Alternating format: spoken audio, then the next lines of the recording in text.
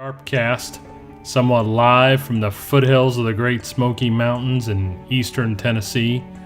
Today we talk about different things, weird people, and maybe unicorns and rainbows. We read poetry and short stories too. Most of all, we keep it real. This is the ArpCast, starting now. It is ArpCast number 16, broadcasting here from East Tennessee. It's November 17, 2017. A couple of programming notes.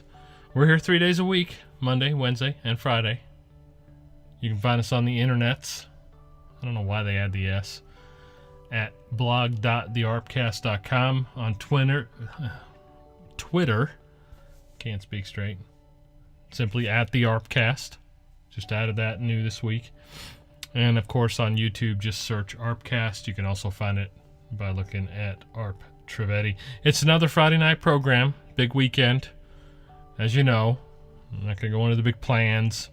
I actually asked someone that today, and they just kind of responded with, yeah, I'm not going to do much of anything. Actually, my colleague, and they're just going to kind of lay low. Haven't done anything, or I've been doing a lot, actually, for several weekends, and we're just going to kind of take it easy.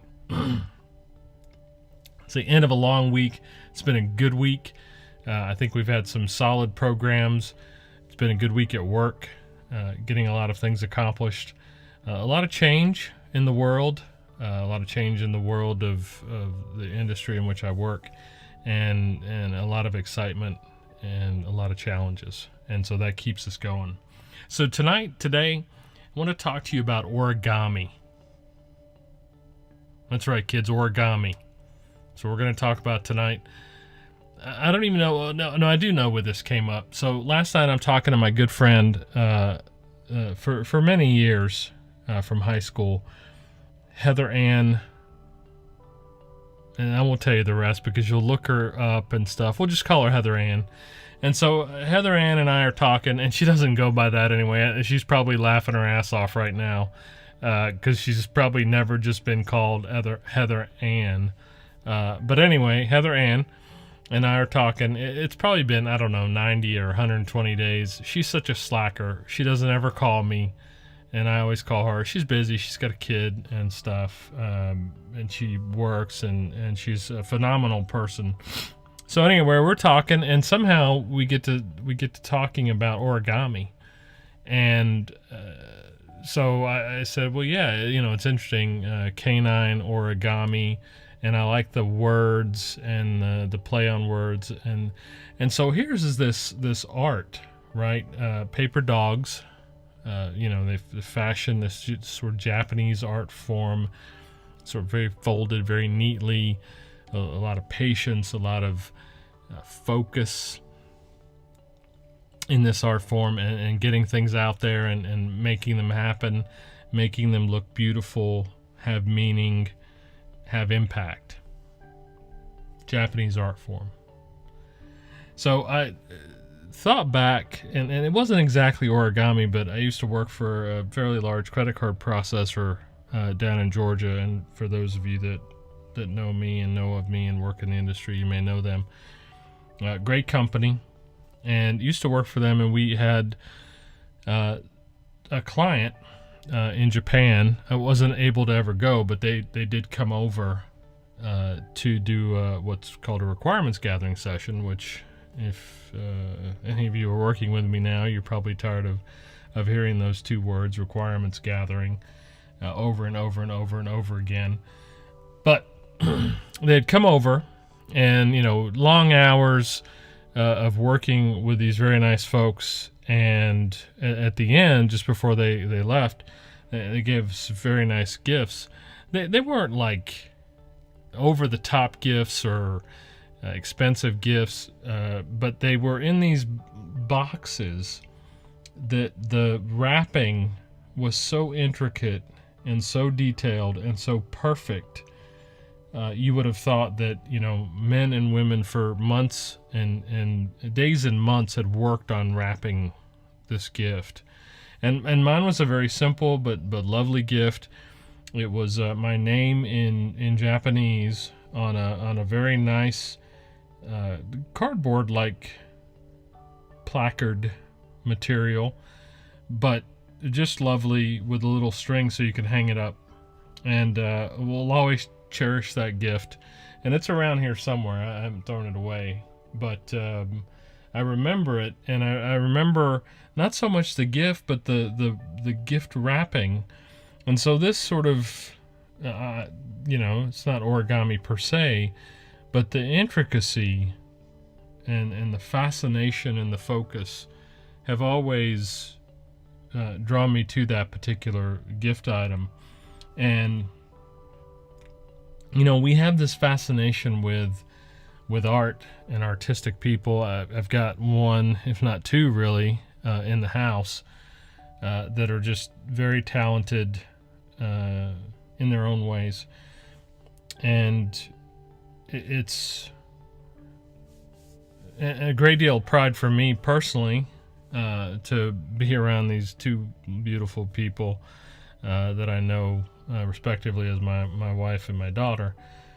But it's interesting when you think about art and the art of canine origami, the ancient art of canine origami, this sort of grit of reality, right? That artists are able to take and understand and transcend, and for us, and I think first for them, interpret the gritty nature of of reality.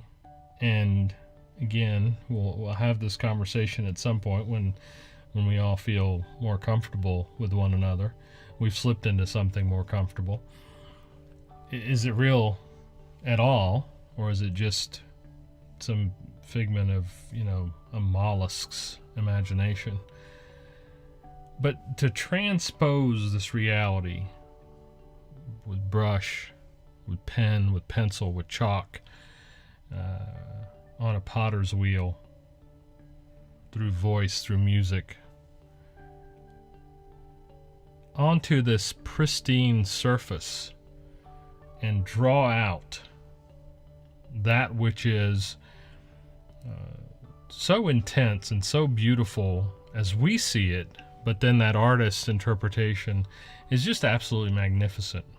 So the origami, and if you can go and look online and the like, and other associated art and artifacts and things like that, need your respect, I think, need my respect certainly. And there's so many things that we tend to dwell on these days, and I'll give you one example. And again, nothing against anybody or anyone and their methods or means, but we're in line somewhere, I can't remember where it was, and she's playing a game on her phone, and the lady at the cash register or whatever is like, can I help you, and she's focused on the phone, and I happened to catch a glimpse. I wasn't just happened to catch a glimpse, and the artwork on the phone was absolutely phenomenal. Completely different, but it was an interpretation of some reality by this artist, gaming artist, that this young lady was absolutely enthralled with. And there's something to be said about that. We can complain and whine and gnash our teeth about distractions, but everyone has something different that appeals to them, and you can't knock that. You have your likes and your dislikes, and you can go on and on about it, but you can't knock that. That is someone's own interpretation of the richness that is their life, whatever they're in touch with. Anyway, I don't know why I got off on that topic, but again, if you get a chance, Canine Origami, Ancient Art of Canine Origami. Check it out online. Just Google it. You'll get some pretty interesting stuff. Fascinating, different colors, different takes, different interpretations of Canine Origami. So check that out.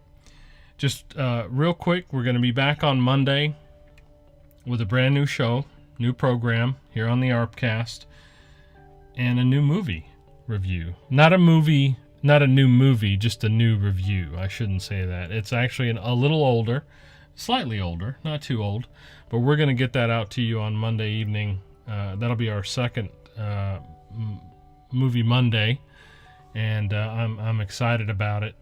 And we'll get that in front of you. Just one last thought. It's been and you may have heard it at the beginning of the week.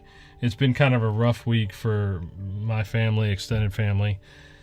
And I don't always do a good job of reaching out to my family. But and it's funny, I had some conversation about one of the earlier programs about sibling rivalry with a friend of mine, and she was kind of upset with me because I brought out that intensity of that relationship for this individual. Not forced, but man, your friends, your family members, your community, and just strangers. Let's try to do a better job. We don't need the government, and we don't need the church, or it is within us to reach out and transpose our love on the rest of humanity, and to extend really beyond that to all living creatures. This, one would think, boundless earth, and just do good, right? That's all. So, hey, look, have a grand weekend, whether you're here in the Knoxville area or wherever you are in the world, and with whomever you are with. Make it everything that it deserves to be. So look, this has been number 16. I'm excited about closing out the year in a big way. We've got, I guess, about 44 days, something like that, until this year is over, and we're on to 2018, which is going to be another big year here on the ArpCast, certainly, and I hope in your life. Have a great weekend, everyone. Well, kids, you know who this is. It's Arp, damn it. You have been listening to the ArpCast, a sensational, fact-filled experience meant to change the world. I'm happy you stopped by. Our sponsors, those greedy, wily bastards, thank you too. Make sure to write, "This has been the ArpCast." I'm out.